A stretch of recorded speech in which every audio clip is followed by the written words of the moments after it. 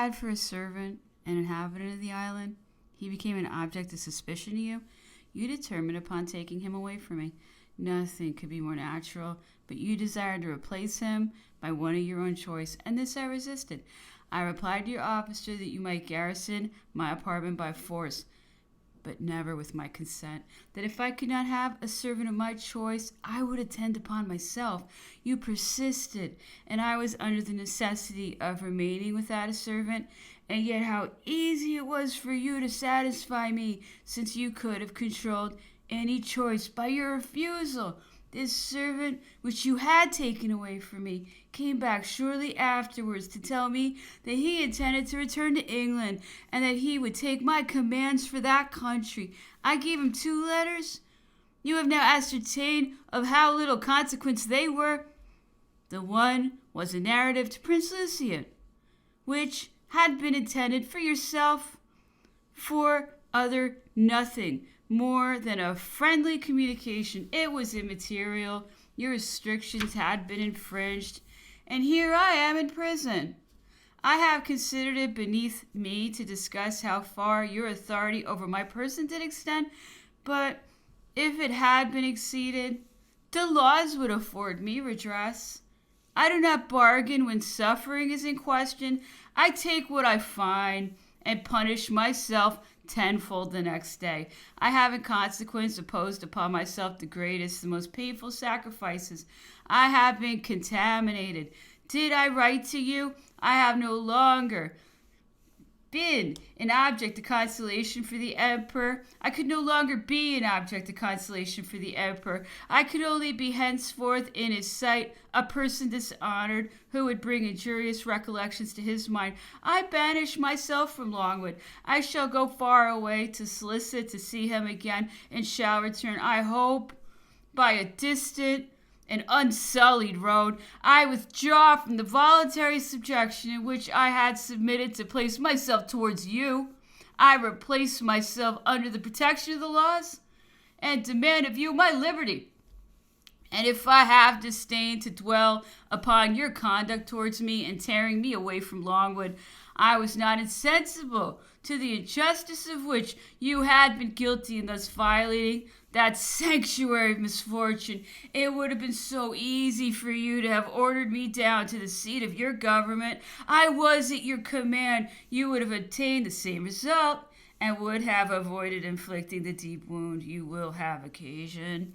I am free to confess that since I am under your immediate control, I have found myself surrounded by very unexpected attentions. I have witnessed daily some agreeable alterations which I should not have suspected. I was forcibly struck by this enigma. Might it not proceed, said I, from the facility of my disposition? Could I have been mistaken at Longwood? Can I be mistaken here? Surely not. You did not appear to me the same man. I no longer saw you, as I have already said, through the blood-stained veil. At last I have resolved the problem. Here I find myself on a level with you. Everything is harmonized between us, whereas you have never been in harmony for a single moment with that gigantic scale of Longwood, the magnitude of which you either will not perceive or obstinately endeavor to diminish rather than raise yourself to its proportions. The circle you have drawn is much too narrow to enclose the objects it is intended to contain. They overflow in every direction, and you mutilate them in every possible manner to force them into it, and are irritated at not succeeding. You recall to mind the man recorded in fabulous history who stretched upon his bed all travelers that fell into his hands and amputated those parts of their bodies which exceeded its narrow dimensions. You have spoken about an error in our respective positions. That is an error, sir, the true error. I have discovered it, and since then I can explain everything that has happened. Endeavor to reflect upon the subject yourself and see what you will think about it. It is in vain that you would refer to the letter of your instructions. There can be no literal instructions for a mission of so much importance and so extraordinary as yours. They would place you beneath it. That mission, sir, is great. You cannot do too much to elevate its character. Of what glory You are willfully depriving yourself. After my situation at Logwood, the first object of my ambition in the pursuit of glory would have been to occupy the post of governor of this island. I should have felt the importance and extent of the duty imposed upon me, and I should have fulfilled it.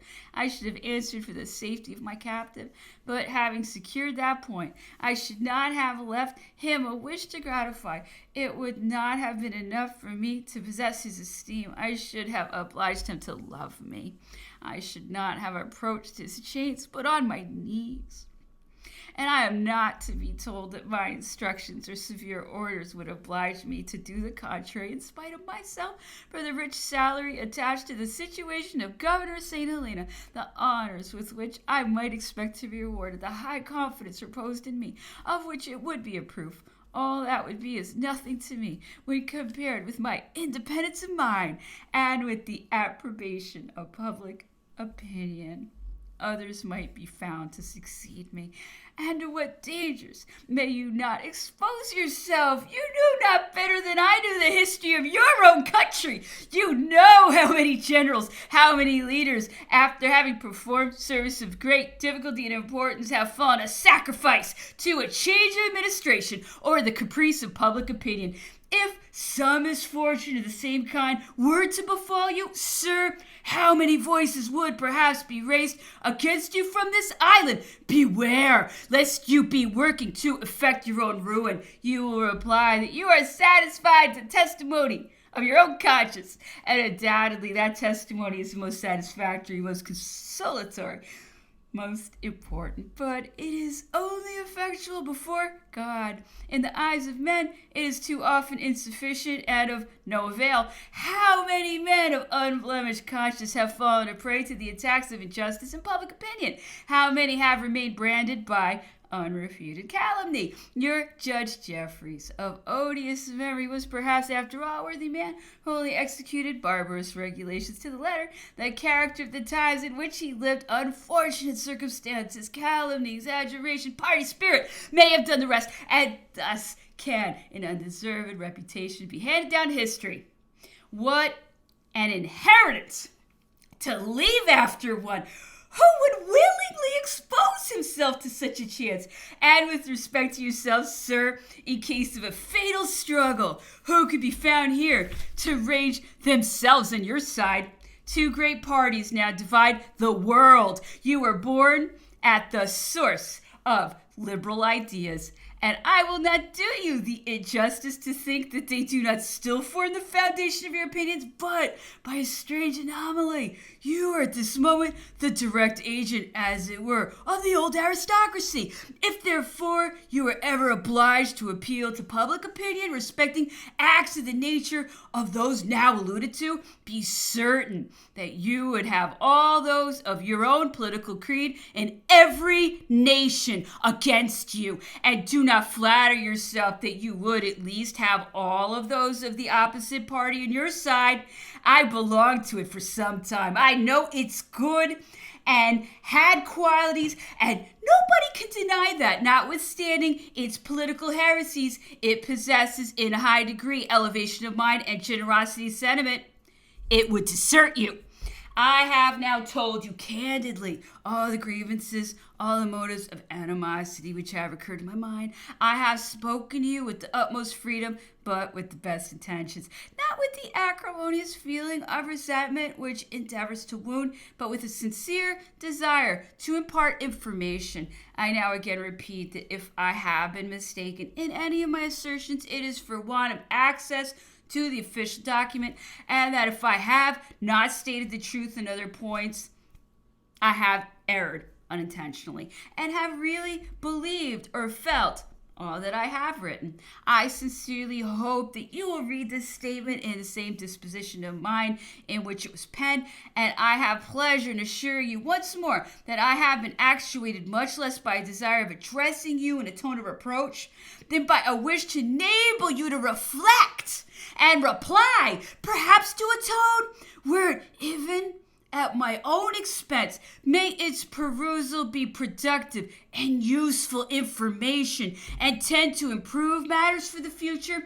And this, sir, is perhaps the moment to inform you of the state in which I left Longwood. No language is sufficient to describe it adequately. Existence had become intolerable. Deprived of all communication, in a state of absolute seclusion, our hours seemed of lead. Even the air which we breathed appeared like an insipid poison. The feeling of utter disgust for life had reached its height. The weight of it was beyond our strength. And to crown our misfortunes, we saw him for whom alone we lived, hourly wearing away, and by a tacit smile informing us every day more and more significantly that ere long he would deliver us from our chains. My tears flow! Such was the wretchedness of our situation in that abode, that if it were possible for us to suspend for an instant the sacred duty which occupies and governs our minds, if it were possible, in a word, that a moment of absence of mind should occur which would restore each to the contemplation of self,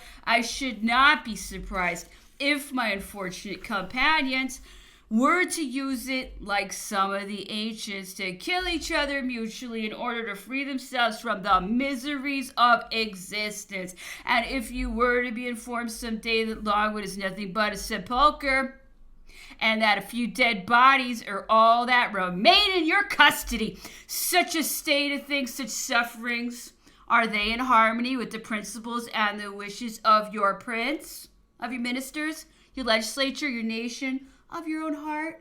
What fatality? Whence then proceeds all the misery which you produce? Be that as it may, sir, far or near, one feeling alone must occupy my heart and silence every other. Watch over the emperor's health, preserve his life, and I will bless you. Countless causes. From my close confinement at Balcomb's cottage, in sight of Longwood, December 19th, 1816. I heard no more of this statement until 6 years after, and then only through the medium of Dr. O'Meara's work. The gentlemen of the Emperor's suite on their return from St. Helena informed me that it had never been communicated to them and that the Emperor was wholly ignorant of its contents. It appears that after my departure, Sir Hudson Lowe, by the influence of his authority and contrary to our express conditions, had taken the manuscript exclusively into his own possession and had made it the subject of false interpretations or wicked inventions. Mr. O'Meara, in his account of the occurrences which took place at St. Helena, observes that Sir H. Lowe, availing himself of the information acquired by the perusal of the manuscript, the grievance, had recourse to an artifice well worthy of the system which he set on foot. He directed Mr. O'Meara to inform Napoleon that during my confinement I had confessed that the restrictions imposed on the French at Longwood were merely matters of form, and that I, as well as the rest of the French, had endeavored to poison the mind of our master by means of calumny and falsehood, adding that this fact was unquestionable, since he had it stated in my own handwriting. He even pretended to quote a sentence of this manuscript which he requested Mr. O'Meara to repeat to the Emperor, and by which he wished to make it appear that I had confessed that the French about the person of the Emperor had made him view everything through a veil dyed in blood. On hearing this, the Emperor observed, certainly wherever one sees an executioner, one sees blood. And he added that he was convinced this was an invention of Sir Hudson Lowe or a misrepresentation of some passage in my statement. On this occasion, Mr. O'Meara describes the Emperor to have said, Las Casas certainly was greatly irritated against him, Sir H. Lowe, and contributed materially towards forming the impression existing upon my mind, because Las Casas is a man of a feeling mind, extremely sensible to the ill treatment which has been put in practice towards me and himself. But I had no occasion for the assistance of Las Casas towards giving me that opinion, as the treatment I experienced was fully sufficient in itself to create it. He observed that I had constantly spoken to him of the English nation in terms of enthusiasm and admiration, though I certainly had expressed myself candidly and energetically respecting the treatment which the French had experienced at St. Helena, which I considered to be entirely contrary to the generosity and liberal sentiments of the English people. In Mr. O'Meara's work entitled Napoleon in Exile, I find it mentioned under the date of December 4th, 1816, that Sir Hudson Lowe said, I had much altered my opinion concerning him since the intercourse we had had together, and he added that the French who were with General Bonaparte only wanted to make an instrument of him to aggrandize themselves without caring by what means they effected it. Sir H. Lowe wished that Mr. O'Meara should signify this to the Emperor. Under the date of the 12th of December, Sir Hudson Lowe is described as having said that Count Las Casas had not followed General Bonaparte out of affection, and that General Bonaparte did not know what Las Casas had written, or the expressions which had dropped from him. Again, under the date of January 14th, 1817, Mr. O'Meara says His Excellency began to inveigh against Count Las Casas, who he accused of having been the cause of much mischief between Bonaparte and himself. He said the Count had asserted in his journal that Bonaparte had declared he abhorred the sight of the British uniform or of the British officer, that he held both in abomination, and that I had better take an opportunity to tell him this, and add that I had heard him, the governor, say that he did not believe he had ever said so. Finally, on another occasion, the governor charged Mr. O'Meara to repeat at Longwood that he had written to the English ministers respecting me in such a way as would forever prevent my return to France. What he could have written, heaven knows. However, the result proved that either the English ministers were not much influenced by his benevolent intentions, or that the French ministers paid little regard to the representations that were made to them. It will hereafter be seen that on my return to Europe, when I was prevented from residing in England, and it was left at my own option to proceed either to Calais or Ostend, I made choice of the latter place for reasons totally foreign from the alarm which Sir Hudson Lowe pretended he had created, but it would appear he himself doubted the efficacy of his denunciation, or he had recourse to twofold precautions, for he employed all his art and address to procure my detention as a prisoner at the Cape of Good Hope. I have been informed that when speaking to his man of all work respecting me, he said, "As for him, he will trouble us no longer. We have given him good recommendation to the Cape. He will rot in a dungeon there." The same man, with the gentle smile and honeyed voice which rarely forsook him, wished, as Mr. O'Meara declares, that Napoleon should be put in irons if he proved troublesome. And on another occasion, he is stated to have said that the Allies lost sight of the grand object in not strangling young Napoleon. But to return to my former subject, how was I to reconcile the governor's politeness, his protestations of kindness and good intention when he was near me, with his false reports, the invented language which he attributed to me, and the wicked suggestions which he transmitted to Longwood when I was no longer there? Let candid and honest hearts decide this. The Cape of Good Hope is 500 leagues from St. Helena, but even with the most favorable winds, the passage must be lengthened to at least 700 by the circuitous course, which is necessary to take on account of the trade winds. A vessel on leaving St. Helena first stands well out to the southwest in order to get as speedily as possible beyond the trade winds. As soon as the variable winds are attained, the ship steers towards the east, but descendingly considerably to the south, several degrees of latitude below the Cape, in order to guard against the southeasterly winds which blow with great violence at this season of the year. We had a very good voyage, and fell in with the winds just as we wished. Our passage was short, pleasant, though my son and I occasionally suffered severely from seasickness. On the 6th or 7th, we got out of the trade winds and fell in with the west wind, which brought us to our place of destination in 9 or 10 days.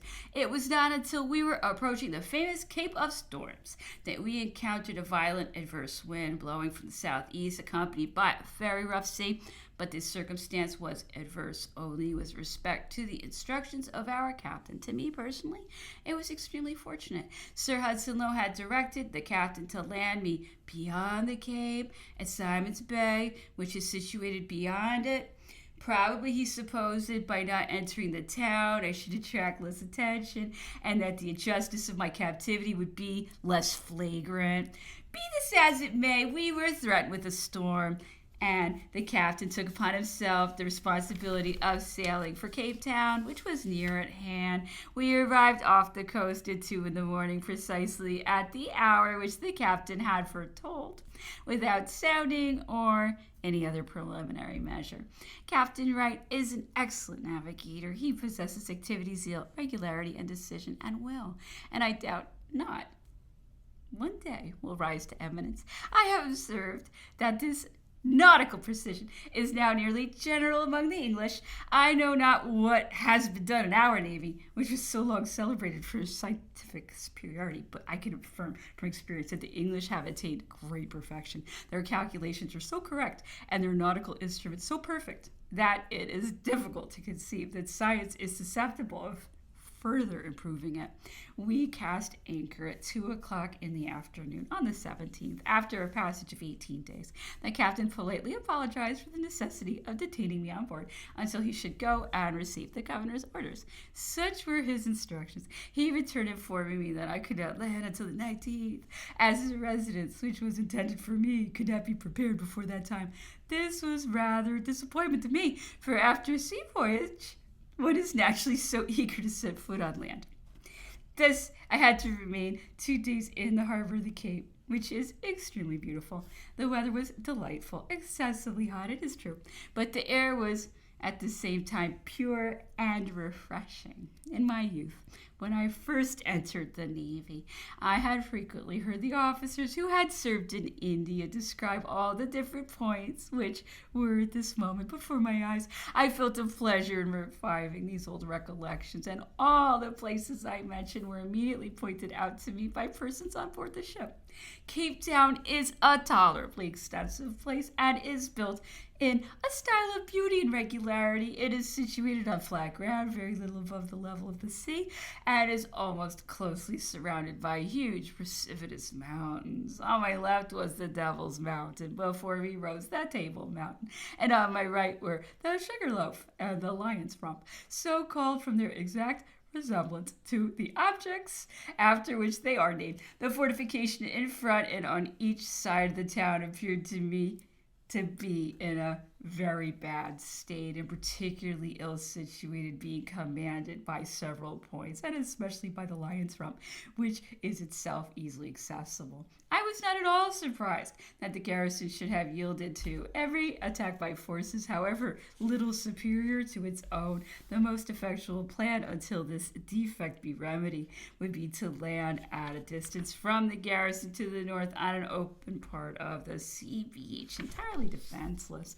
and from thence to march to attack the town by land. I recollected having heard it said that the clouds sometimes suddenly cover the table at Devil's Mountain, even when the rest of the sky appears perfectly serene. I had myself an opportunity of observing this curious phenomenon during the short time I remained in the harbor. On these occasions, the mountains appear to be covered with snow of the most dazzling whiteness, and this is vulgarly called spreading the tablecloth, which expression certainly conveys a very accurate idea of the spectacle presented.